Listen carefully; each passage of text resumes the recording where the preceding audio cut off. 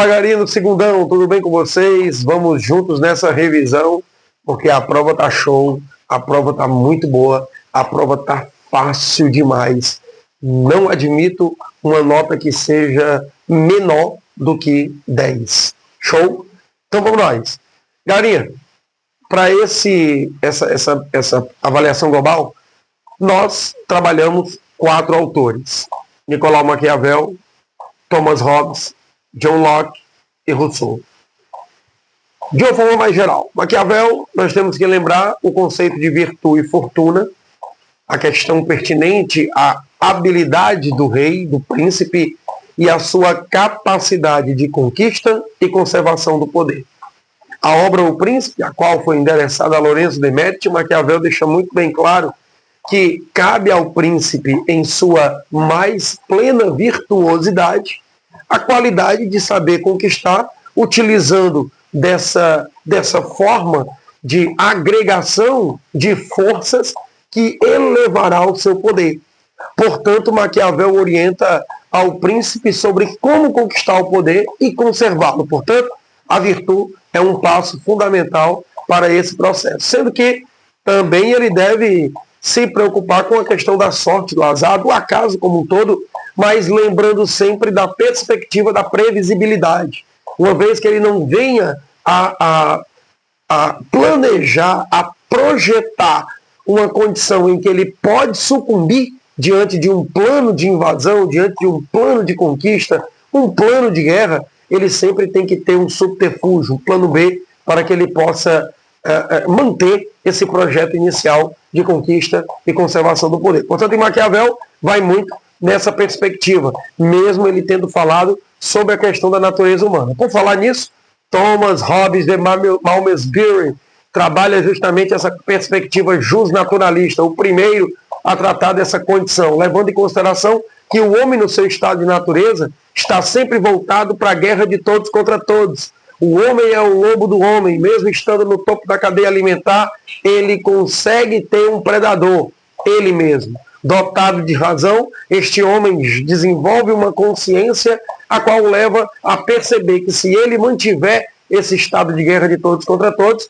a espécie vai sumir, sendo que todos os animais da natureza têm essa noção da autopreservabilidade, como também essa questão da reprodução como forma de conservação da espécie. Logo, o ser humano não seria diferente. Então, ele estabelece, a partir das paixões, que são os elementos que o movem no seu estado de natureza, sendo ele também dotado de alguns direitos, os chamados direitos de natureza, entra aí a liberdade, entra aí a igualdade, o qual o ser humano deturpa e utiliza para o conflito. Dessa maneira, nós vamos compreender que este mesmo ser humano, que compõe o seu estado de natureza a partir da guerra, foge, pelo menos aparenta fugir dessa condição, criando um contrato feito de maneira racional, em que lhe dá a garantia de que sempre haverá um juiz. Esse juiz será o indivíduo dotado de poder, aquele que terá em mãos a liberdade de todos os indivíduos que compunham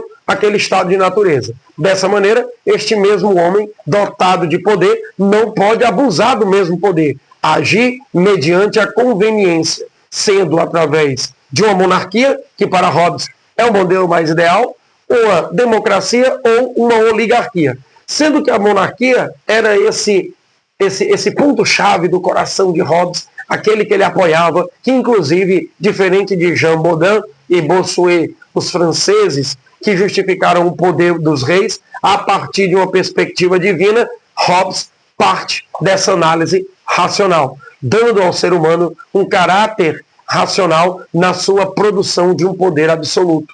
É o homem que tem condições de obedecer a um de maneira muito mais objetiva e eficiente e não a vários. Nesse sentido, também vamos lembrar, na perspectiva do justnaturalismo, John Locke.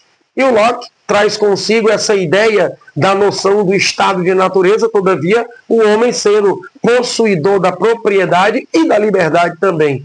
Porém, esta propriedade começa pela propriedade primordial, o corpo do próprio homem. Este homem, que tem a propriedade do próprio corpo como a sua propriedade inicial e natural, desenvolve outras propriedades, como a propriedade da terra, a propriedade privada, e é a partir dela que ele gera conflito, sendo necessário a intervenção, criação e intervenção de um Estado que possa assegurar a este homem a sua liberdade e o direito à propriedade, como também a impossibilidade dele ser dominado por outro ou dominar outro. Falamos aqui da escravidão. Então, em John Locke, é basicamente isso. E Rousseau trabalha essa perspectiva desse olhar sobre a bondade humana. Essa bondade humana natural, ingênua até, ela passa a ser corrompida a partir do instante em que o homem começa a determinar propriedade. Nesse sentido, aquela terra que era de uso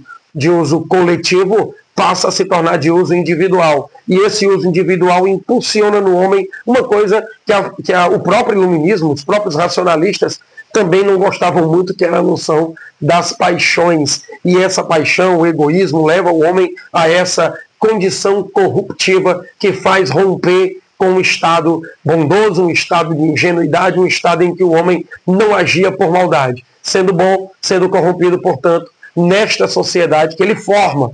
E a partir do momento em que ele forma, para poder evitar um conflito mais generalizado por conta da propriedade que ele acaba de criar, ele se corrompe ainda mais a partir da noção de poder. Sendo o Estado um elemento necessário para assegurar ao homem o direito à sua liberdade, a condição de igualdade e fraternidade. Nesse sentido, o homem é soberano. Mas a soberania, ela é conquistada a partir da vontade popular. Aquele que detém o poder é o soberano. Todavia, essa soberania está no povo. O povo transfere essa soberania. Sendo o governante, também assim como em Hobbes, impossibilitado de agir a partir dessa condição do abuso.